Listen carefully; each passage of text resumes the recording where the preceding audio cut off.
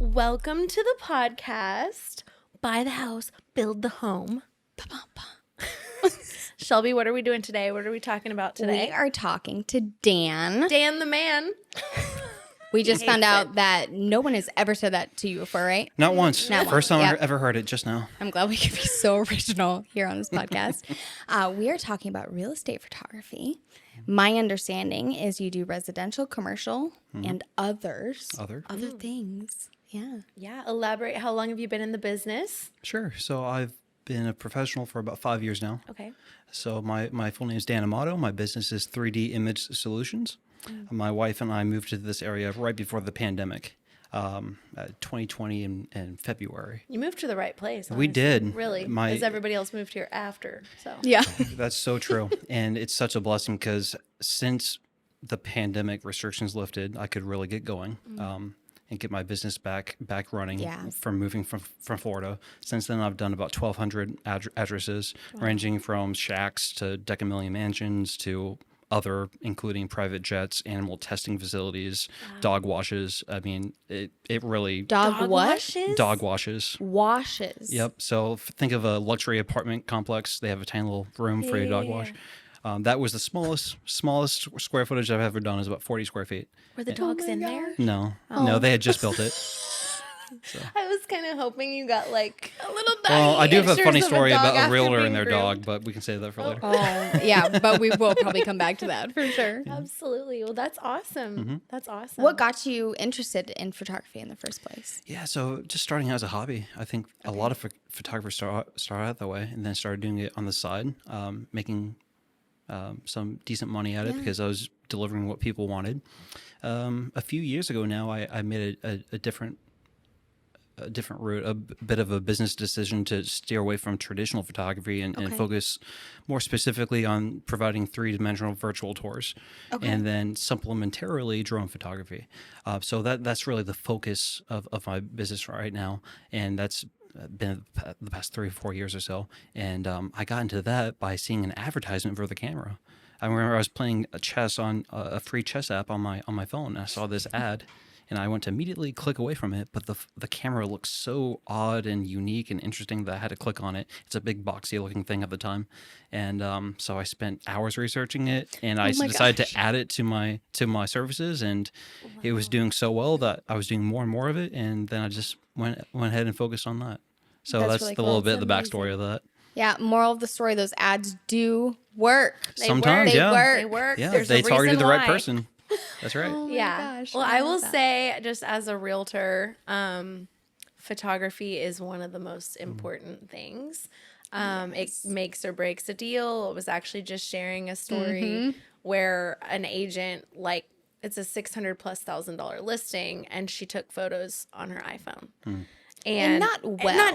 not I know the iPhone is amazing, whatever, but it was terrible. They were so bad. And I was like, I can't believe you wouldn't like pay for your client. You know, you're making a lot of money and pay for your client to have really nice professional photos. How long have they been a realtor? I mean, Okay. I didn't get into the weeds of We're that. not sure. She's not brand new. Yeah. Okay. But she knows better. Yeah. I think you should know better. But the 3D tours are amazing. And most people are looking online first these days, right? It's just Zillow. Even if you're not working with a realtor or have set up on a portal yet, you're looking online oftentimes before you've even started the process. And the photos completely make or break. And I've seen a lot of bad photos. I've seen them overexposed. I've seen making the room look so big, and then you walk in for the showing and it's like, That's a big pet peeve of mine. Yeah. In my opinion, I don't, even when I was offering traditional photography, I would never do that because in my opinion, it's dishonest and it's to like the detriment of the seller. catfishing Yeah. with photography. Yeah. For a You're trying to house. hook someone, and then it's like, what do you think you're doing? You're going to see the reality. They're is gonna that the walk house is- it. Right. Exactly. But that's really cool about the 3D kind of virtual. I'm seeing that a lot out there now, and it's really important that people can kind of click and Zoom, and I mean, it's awesome. So my mindset behind it is the best thing is for you to be there in person. Yeah. Right. That should be obvious. The second best thing is the three-dimensional virtual tour, even better than traditional photography in my opinion. But traditional photography is just slightly as important. But that is really allowing the viewer to see themselves in the home, and think past the sale and place themselves in a state of mind where they're envisioning living in it. And then at that point, they turn from an online viewer into visiting the home in person. Right. Yeah. Right. With these, this might be a really dumb question, but with the 3D tours, I think about like Amazon and Target, things like that, where you can actually like plop a different color on yourself now or whatever. Is it that type of thing where you can put in furniture or kind of arrange within what you're creating? Or is it just a blank walkthrough essentially? Yeah, that's a great question. I'll answer that to what I think you're asking, and then you can. It's fine. I may have not asked it well. So there's a few things about this. So if you're wanting me to come in and do a virtual tour, and it's a vacant space, you can easily add virtual staging. Right, staging. That's no problem at all. It can get quite expensive if it's not vacant and you want to remove everything and then virtually stage it. That gets pricey. Okay. I wouldn't necessarily recommend that. To answer that further, the software I use and the camera I use is from Matterport. I'm sure you all have heard that name. So they are in beta of using AI to virtually remove all the furniture in a room. And they're still waffling on the price. I'm not quite sure how much that would cost, but at a click of a button, you can, if I did a virtual tour of all the space, at a click of a button, it would remove all of us. It would remove the table, and it would fill in the gaps from areas that were empty. And at that point, it would be a lot more affordable, I'm assuming, at that point, to take everything out and then virtually stage everything. Does that answer your question? It does. Okay. I'm also, I just don't know what I would call it, but I think of like a furniture store, like Living Spaces or something. They will now let you take a photo, like with your phone, pick it up and place it in the room, and they will plop the table that you're wanting to buy or whatever in that room. Yeah. Augmented reality. Yes. Yep. No, I Is understand. that available at all yet? So that's not something I offer. Okay. So, I mean, I don't know that I've even seen it. No, I haven't. At this point, I just didn't know if it was so available. I have looked into offering it, but quite frankly, the demand from my clients isn't there. Right. So I'm not going to offer something if no one wants it. Yeah. That I think there is a future for it because, especially with big ticket items like real estate. So there's definitely something there. It's just not quite ready yet, in my opinion. That's okay. A lot of my ideas aren't quite there. I was just thinking about it. I was like, oh my gosh, how much fun would that be? You're sitting at home going, can my furniture fit in this space? That'd be really interesting. I'm curious, like, let's say you're going to go in to do a photo shoot for a listing. Something I always tell my clients is, basic things, right? Like, take your car Declutter. have your car out of the driveway, turn the ceiling fans off. Yep. And then obviously have pets, crated or removed. But and I always highly encourage people to declutter. But when you go in, do you ever like move things, or, I mean, what is your process? So I want to make a quick point. Yeah. That is very obvious to a lot of people, but not everyone. So don't ever think that you're repeating yourself, because someone needs to hear it. Yeah. If you don't do anything else, just please clean up a little bit. Yeah. It's very often that's not a problem, but at the same time, it's not uncommon for me to get to a home that has not been cleaned, that is cluttered, and that's difficult. Yeah, So it's very difficult. So it's not as obvious as you might think. Yeah, I definitely make depends. sure that I tell them. I'm like, hey, and what's really hard is like your version of clean versus someone else's version of clean are two different things. So I will tell people, especially if I feel like there's a concern, it kind of depends on the personality type, but get it deep cleaned. And when I say decluttered, I mean pull, everything off Get of the rid of cabinets 50% except for of the things. a succulent. Yeah. You want to look like you don't live here, even though you do at the moment. Exactly. And the idea behind not living there is what I was just mentioning, having the online viewer be able to put themselves in the frame of mind can of seeing experience themselves it. living in the home. Right. You can't do that if you see the family portrait. Right. It's very hard to do that. So I want to emphasize that that's a super big point that not everyone follows, and they should. But to answer the question, I want to more than I do, and it's kind of a fine line being in someone else's home, and it depends on the homeowner. So if I have carte blanche, I'll definitely do what I can. Yeah. Yeah. But at the same time, if a common question I get is, what do you suggest or what do you think? And for small things, that's perfectly fine. But if I'm being asked that for certain things and I'm on site ready to shoot, sometimes it's too late. Right. Yeah. Right. That makes sense. It's like I should have been asked this prior. Right. Are there any, I'm thinking like paint colors or things within the home situations that make it really hard to just get a good picture in general, no matter what you do? That used to be more of a concern, not so Okay. much now, especially with the equipment and the software that I'm using. It's not really too much of a concern. Glare from direct sunlight shining through a window on a super bright, shiny surface, Yeah. that's always going to be a problem. But as far as particular paint colors, it's more so is it ugly or not.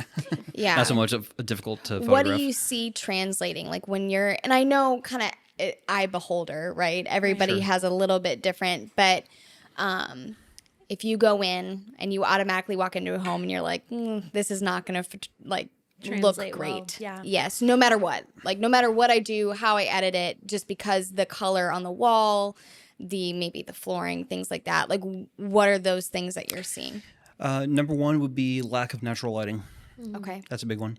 There's not a whole lot you can do about that. If Yeah. you don't have it, you don't have it.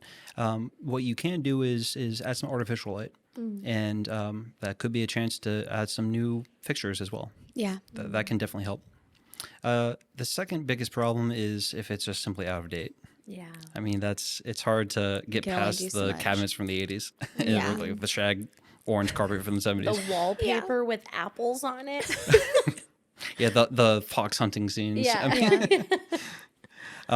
Aside from that, and those are kind of hard to get around unless you invest Yeah. time and money. Aside from that, I think a lot of viewers understand to look past a few other things that are a little bit easier to fix, that are just Maybe like a wall color, like a vibrant pink or purple. I've seen that so Right. many times in kids' Yeah, rooms or yeah. something like that. particularly kids, little girls' rooms have like stickers all over the place and sparkles and everything. Yeah. People understand that. Yeah. So I don't think that's too big of a concern, especially with the equipment and software that we use. So some of the big things are just that natural light, lack of it, and then outdated Yeah. decor. Okay. Absolutely. Awesome. Are there any other things that people ask you, like when Mm-hmm. clients come to you directly, that you feel like you're fielding these questions all the time that you would love to? All the time. Yeah, talk there's about. like 4 or 5. Okay. I've actually have a few notes on them. So the very first one I get, no matter who it is, even if they use my service or not, Yeah. how much? That's always the pricing. number one question. Yeah. Very minimum, just for myself, everyone varies, but my minimum is $150, and that's for a smaller home and can go up from there. The most I've ever charged was about $2,000, and that was a giant home. But typically around $400 or $500. Okay. So that's hands down the most common question. Right. A second super common question that is asked almost at every home, sometimes multiple times in a single home, is, should I move this? I get that all the time. Should I move this dog bed? Should I move my kids' Legos? Yeah. Yes. Sometimes Yes, it's you like I was should. Yes. exactly. But if you're asking the question, that probably the answer is yes. It's one of those things where you said obviously clean the house, declutter. Unfortunately, it's not so obvious. So that's a common question that I get. That kind of goes back to that. Yeah. I think some people don't even realize that they Mm-hmm. live in a state of clutter. Sure. Even my poor mother, she's gonna be thrown under the bus here for a second, but that was the way that they were raised. Not dirty, but just things kind of everywhere. And so even now we're prepping our house to sell, and I'm like, Mom, we've got to declutter. And I kind of took a day and just kind of shoved things in closets. Sure. So we could because somebody was coming to walk through an off-market potential. And we got done. And that night when she got there, she's like, oh my gosh, it feels so peaceful in here. I'm like, I know. This is how I live my life all the time. Yeah. I know. Yeah. I don't think that even occurred to her at what level. There's just stuff. So I wonder if some people just don't even have an eye for it. I think that's very common. Realize. Yeah. And in just a moment, I have a tip about how to get yourself out of that rut and kind of view your house through a new set of stranger's eyes, because there's a few things you can do. Another common question is, how long will this take? Usually 1 to 2 hours for the average home. Yeah. Depending on what I'm doing, if I'm doing drone photography as well, and if I'm doing a floor plan or a few other things, it might take a little bit longer, but usually not too long. And if I'm doing it earlier in the day, I can get it delivered that afternoon. Wow. Otherwise, 24 hours. Yeah. So that's another super common question. This one always makes me laugh. Will this show up in the photo? Yes, it will. It's surprising how often I get asked that. That is so funny. They're just thinking that you're going to sit there and like. I literally did that earlier. I was like, are they going to be able to see my shoes? Is it going to be on the photo? Right. But yeah. Well, that's a little bit different, and that depending on the angle, right. like are my feet showing? That's a little bit different. Yeah. Whereas if I'm doing a whole virtual tour and they're asking, can you see my spatula in the oven? Or, just this silly example, but if you can see it with your eyes in person, you're going to be able to see it in the photo. It's going to translate. Yeah. Exactly. Absolutely. But that every time I have to prevent myself from laughing. Like, yes, it will show up. It will. Gosh. The answer is yes. Always. Should I move it? Yes. Is it going to show up? Yes. I say yes a lot. I've had several listing appointments where I'll walk in and that they'll ask me, what I recommend that they should do. And we've said this, decluttering everything, but there's times where I'm like, that recliner right there that your husband loves so much.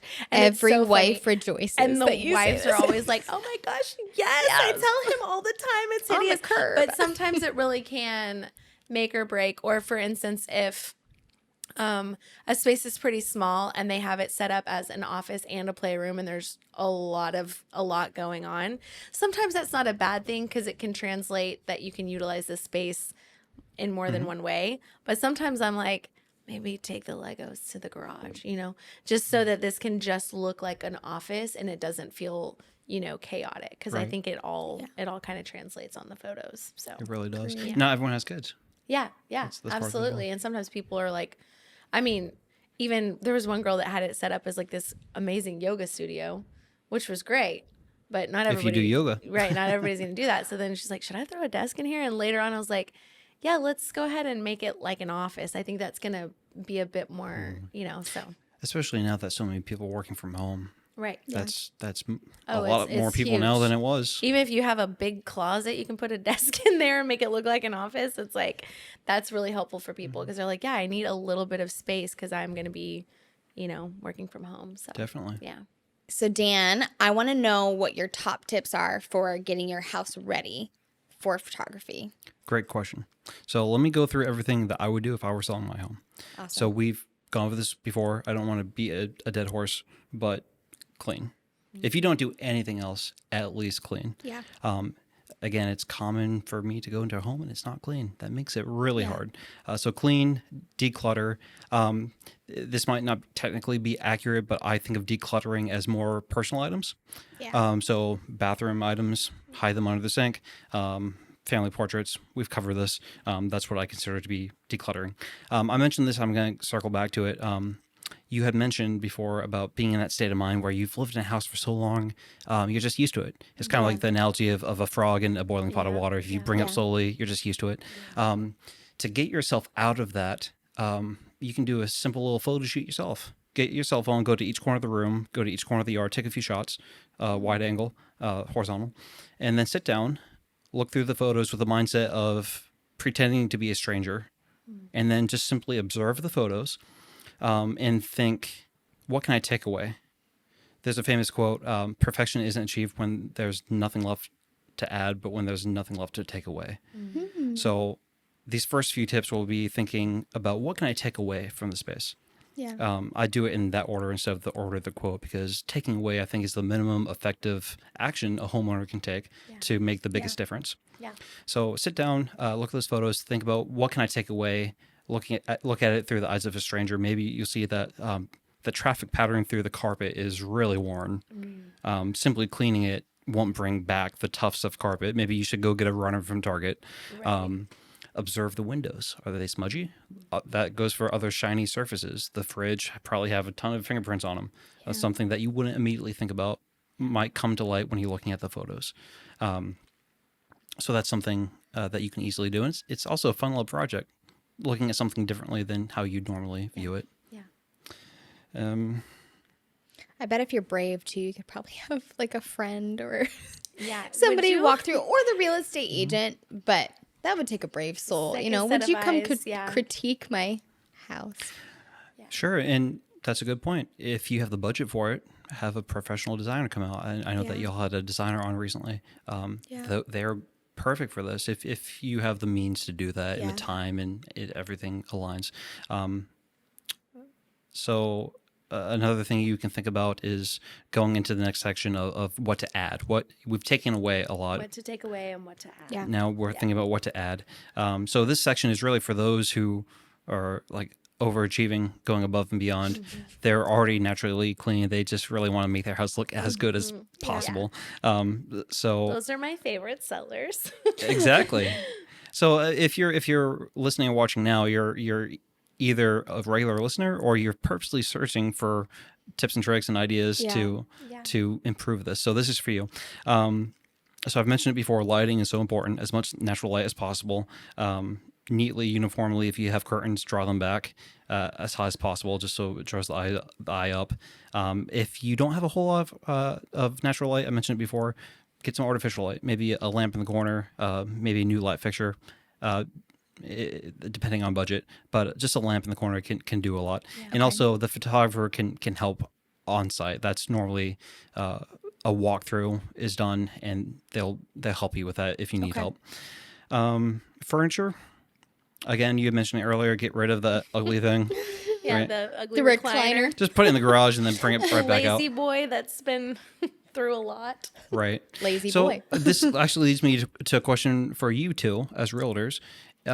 In my opinion, as far as cleaning and decluttering and getting that ugly thing out of there, in my opinion, I think it might be more important to do a better job of that for the photographer than it is for someone coming to see it personally.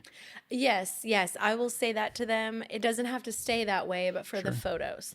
Because the first thing is like getting people to come in the door. Once they're in there, it's like we were talking about earlier. It's not that big of a deal. People can see past things. But for the photos, And I think too, when we're on site with them, we can kind of help create vision, because there's some people that don't have great vision. Right. Honestly, they really struggle to see like, hey, if you removed everything in here and you painted this room, it's exactly what you would want or need. Right. But I think when we're on site with them, we're able to help create that, where if they're just on like Zillow or on the MLS portal, things like that, we're not necessarily sitting there with them going, ooh, there's potential there. You know, it's just what catches their eye. So Yeah, and I'll say that to people often. That's why those walkthroughs, the 3D tours are really, really beneficial, because I think it's helpful than just scrolling through a photo. But I'll tell people, I'm like, just imagine this thing. I mean, I'm under contract with one right now with crazy colors. I mean, red, green, yellow on the walls. Yeah. I'm like, if this thing was a nice, like, white or like a gray and light gray color, like it would change everything. It would be way lighter. The ceiling, one of the ceilings is chocolate brown. Like, imagine with the ceiling. So when you're trying to kind of help give people vision, but I've thought about that home and I'm like, that has to be a nightmare for a photographer because, and they tried, you know, they did their best, not a lot of natural lighting. So as a realtor, I try, if I'm on that side, if I'm on the buy side, I try to help them visualize what it could be. Little things like doorknobs, and there's all kinds of things you can do. But on the sell side, I try to get them to just make it as minimal as possible. yeah. You know, remove the lazy boy. You don't have to, and I tell people, you don't want it to be so stressful that they can't live, right? But for the photos and for showings, the best you can, have it looking as best as possible. Yeah. Right. I think we're of the same mindset there. Yeah. And you just mentioned this. You ahead of me by one point. Painting. Painting the walls can be huge. Painting the front door is a great way to create visual interest. It just works. It really does. Yeah. So if get the opinion of your realtor, get someone who's better at design than you, maybe, or unless you are good at it. But consider that. And if you've never painted before, you can do it. You can hire someone else to do it if you have the budget for it. But if you've never done it before, don't be afraid to do it. Yeah. It will turn out better if you do it and you teach and you learn on the way than if you don't. Something else I've noticed, speaking of the front door, that's interesting you brought that up. Just getting the new numbers, like 1300, like when they're old and kind of falling off, like just getting some numbers from Home Depot and putting them up, it can change everything. They have some cool modern ones, like the placement of them, where they go, it can change a lot visually when you're just looking at the exterior of the home. I would see that, and then the light fixture outside. Yeah. I've seen, because the light fixture at Home Depot, maybe $100, unless you're going for something extravagant. But typically, if you're in a bigger home like that, you probably maybe have the budget to spend or willing to spend it on that because you know that it's going to attract.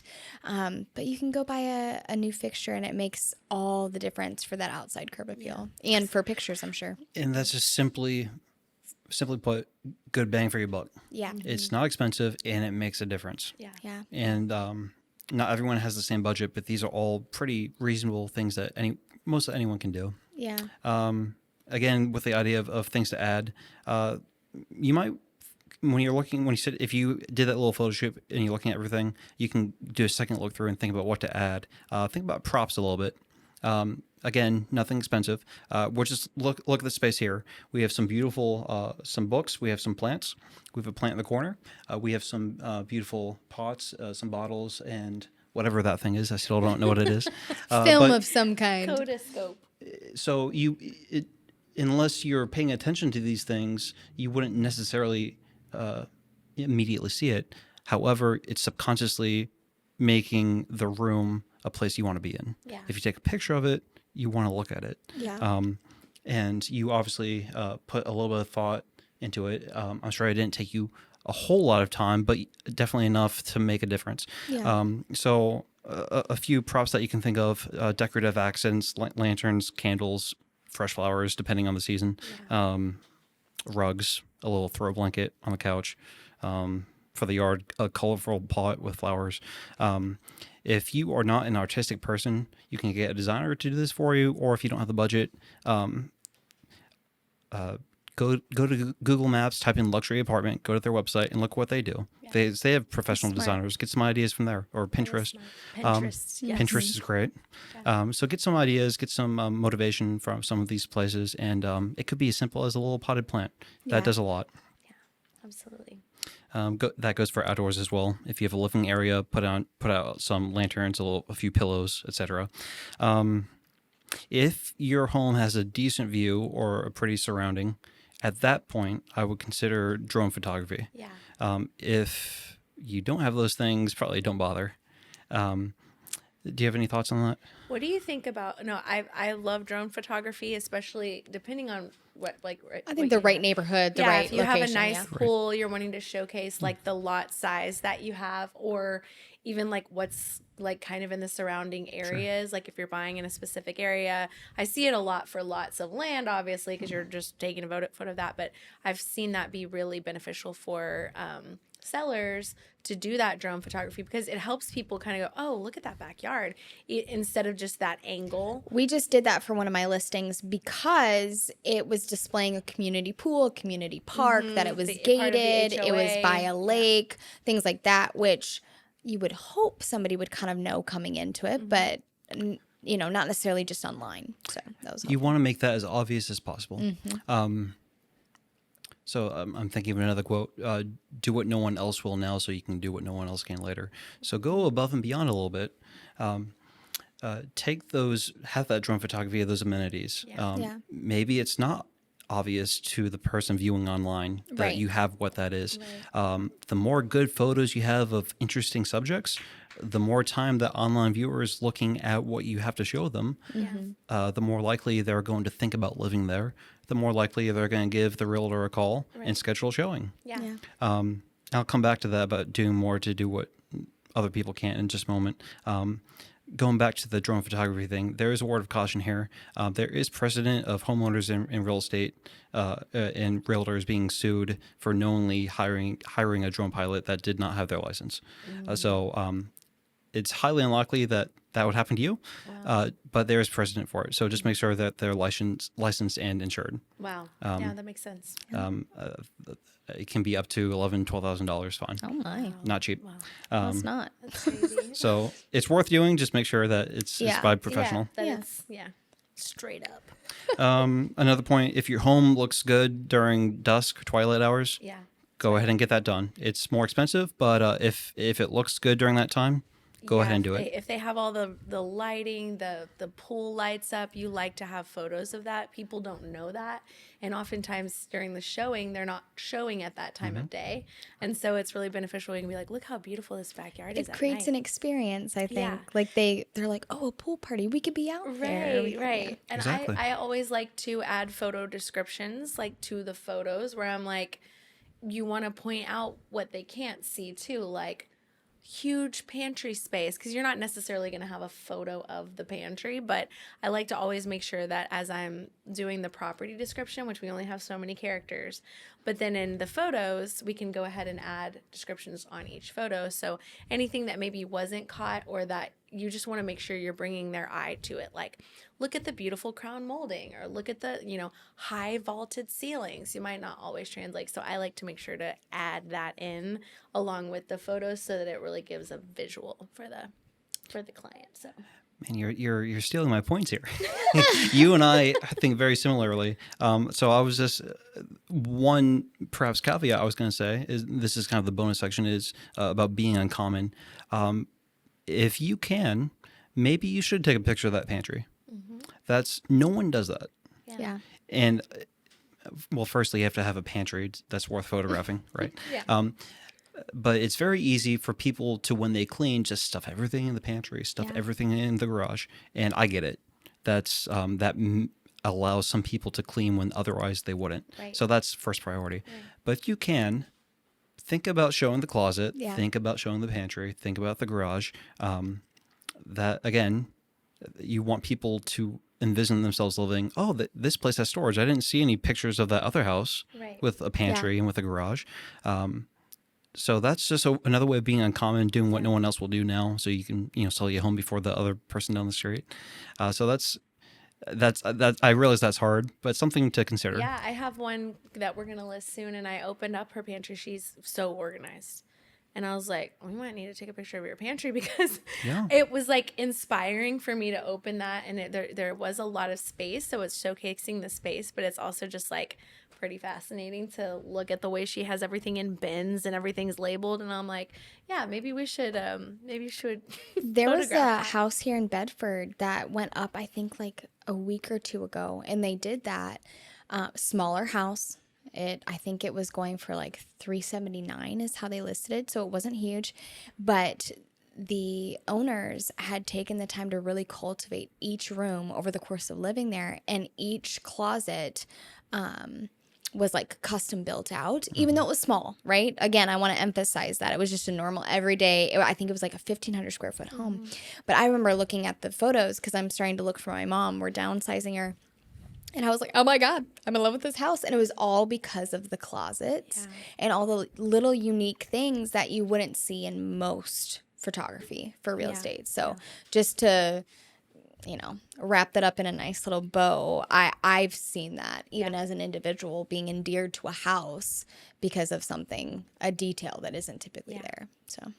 Right, and you aren't comparing apples to oranges. So that house that you're looking at other similar houses. You aren't looking at a 4,000 square foot home that's $550,000. Right. So you're comparing that 379 to other 379s. Yeah. And what you're just describing is that one is head and shoulders above the rest because of that attention to detail. Yep. So that's a great example that you just had because you're on the opposite end of what you normally do. You're looking at it as a buyer. Yeah. And it's great to hear that that's what caught your attention compared to the other homes. Something else I like to do with my sellers is I like to have them send me a list of their favorite things about their house, because I can come in and do a home evaluation, but I can't know that in the mornings the sun is rising here and we drink coffee every morning and we absolutely love that we can see the cattle back there or whatever. And it's like if I don't know that, I don't point that out. But if I do, and so then it might give me an idea to tell the photographer, hey, be sure when you're out there to, let's kind of hone in on XYZ that they just brought up to me that I wouldn't have thought about as like, oh yeah, and the builder added this, blah, blah, blah. And then custom thing. Right. And so you always want to be able to point out those special things about the home. And so I like to ask the sellers that because I'm like, hey, you know this house better than I do. Yeah.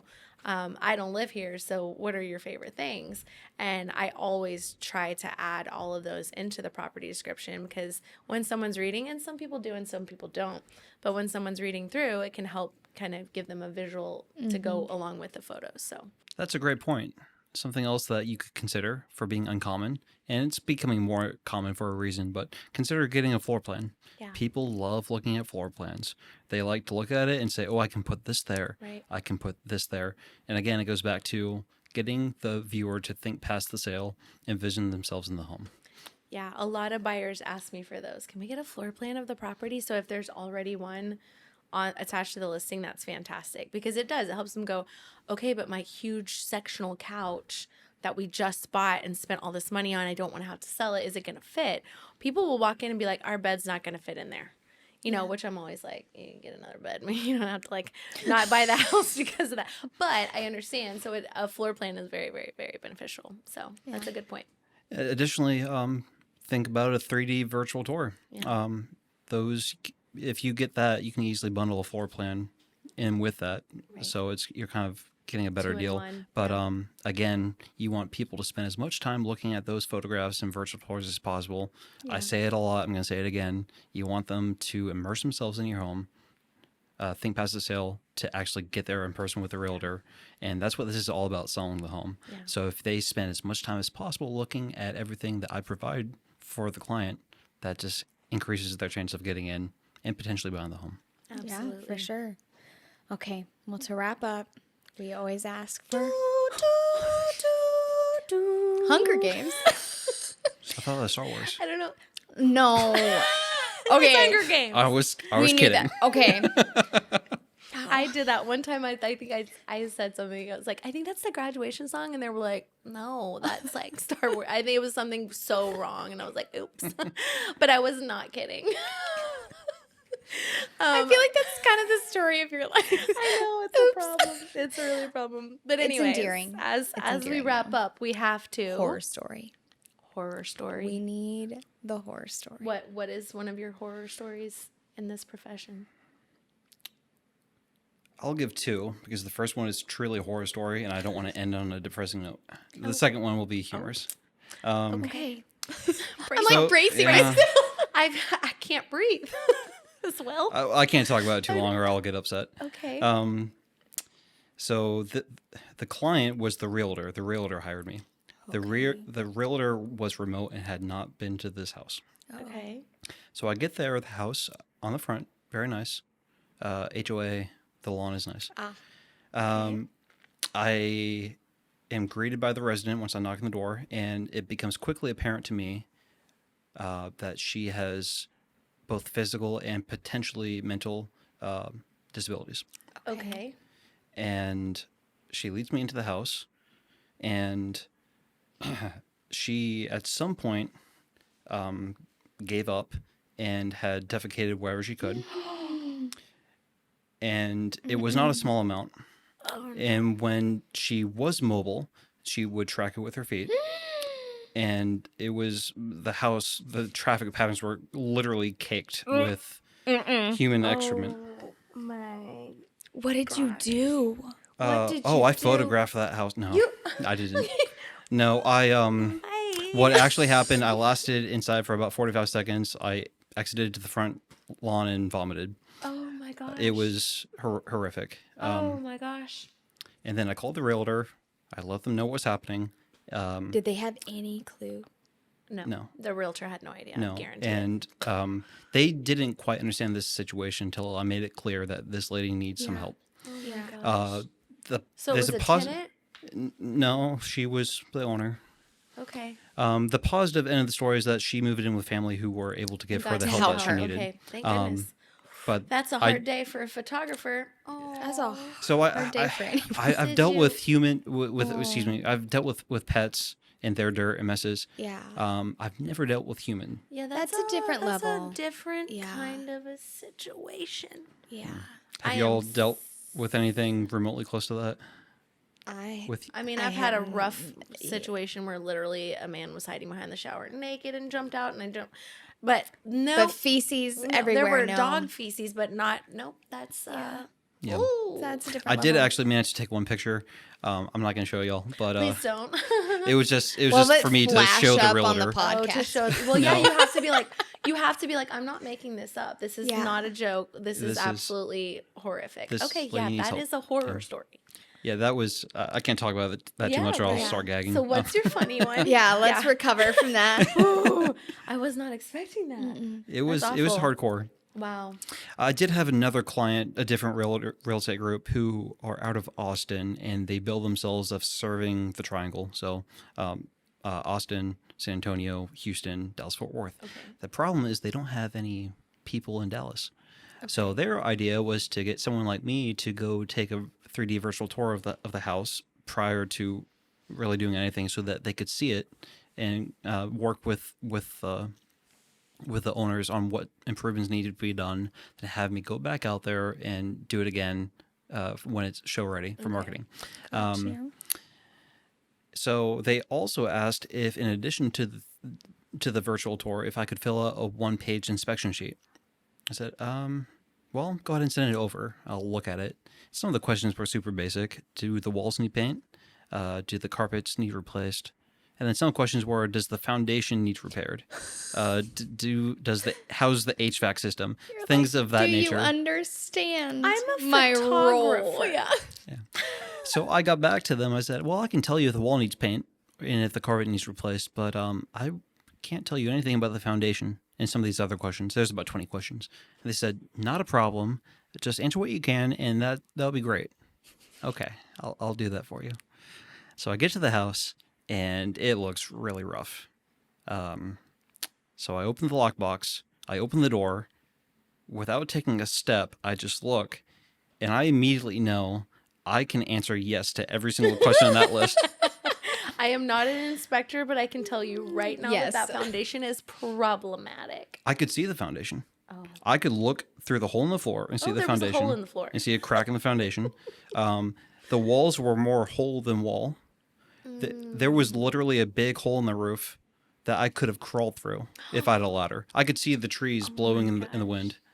And it looked like it had to be a rental property, and they just destroyed it on their way out. Really what you need to do is have a human being come over to do a home evaluation and not just get a photographer to come show you what it looks like. That's the last time that they used me. I don't think they're serving Dallas anymore. They're like, let's stick to our lane, if you will. That's crazy. I don't think this is working out too well. I don't think we can actually do this. Yeah. Oh my gosh, that is crazy. That is crazy. Okay. Well, thank you so much for your time. This has been fantastic. I think I want to go through and take pictures and do what you said to do. Yeah. It's I fun. think it's awesome.